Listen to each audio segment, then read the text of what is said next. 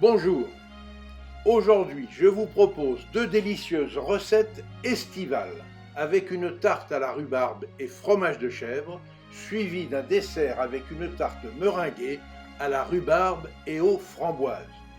Originaire de Chine et du Tibet, la rhubarbe était utilisée près de 3000 ans avant notre ère. Seules les tiges sont comestibles. Elles peuvent être plus ou moins rouges ou vertes selon la variété. Par contre, les feuilles sont toxiques, donc il ne faut absolument pas les consommer. Pour la tarte à la rhubarbe et au fromage de chèvre, j'ai utilisé une pâte feuilletée, 300 g de bûche de chèvre, 4 grandes tiges de rhubarbe, 3 cuillères à soupe de miel d'acacia, un filet d'huile d'olive et du piment d'Espelette. En premier lieu, j'ai préchauffé le four à 180 degrés, puis j'ai étalé la pâte dans un moule à tarte avant de la précuire 8 minutes au four. Pendant ce temps, j'ai pelé les tiges de rhubarbe avant de les couper en tronçons de 1 à 2 cm et de les plonger dans une casserole d'eau portée à ébullition. J'ai ensuite baissé le feu, ajouté le miel et laissé cuire pendant 3 minutes. Après la précuisson du fond de tarte, j'ai disposé des rondelles de bûche de chèvre de 1 cm d'épaisseur que j'ai recouvertes avec la rhubarbe, le tout assaisonné de piment d'Espelette et d'un filet d'huile d'olive. Pour terminer, j'ai remis la tarte au four durant une dizaine de minutes, le temps de faire fondre le fromage de chèvre et de dorer la rhubarbe. Au moment du service, j'ai décoré la tarte avec des fleurs comestibles de sauge, du jardin bien évidemment. Pour accompagner cette tarte, je recommande le service d'un vin blanc ou d'un vin rosé.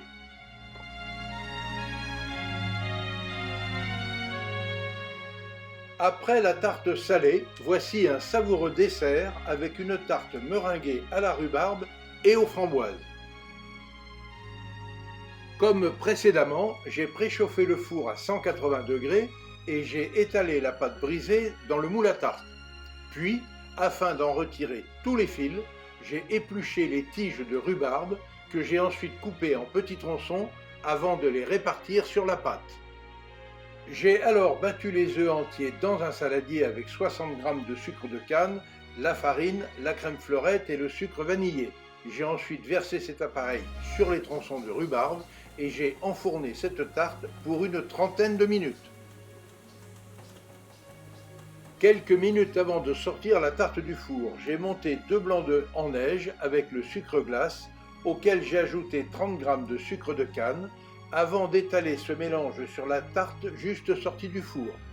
J'ai alors remis la tarte dans le four en position grill pendant quelques minutes. Attention, ça va assez vite pour la meringue. Aussi, dès que celle-ci est dorée, il faut immédiatement sortir la tarte du four.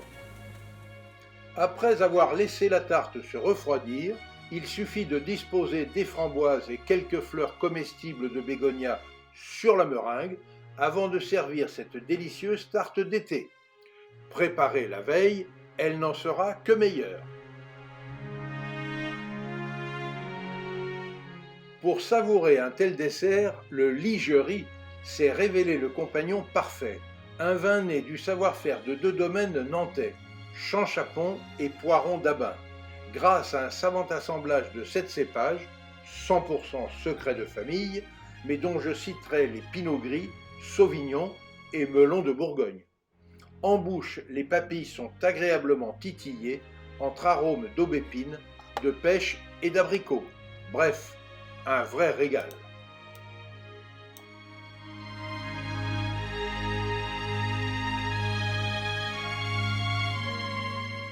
Pour suivre facilement mes recettes et nos reportages, abonnez-vous à notre chaîne Escapades et Découvertes TV, c'est gratuit.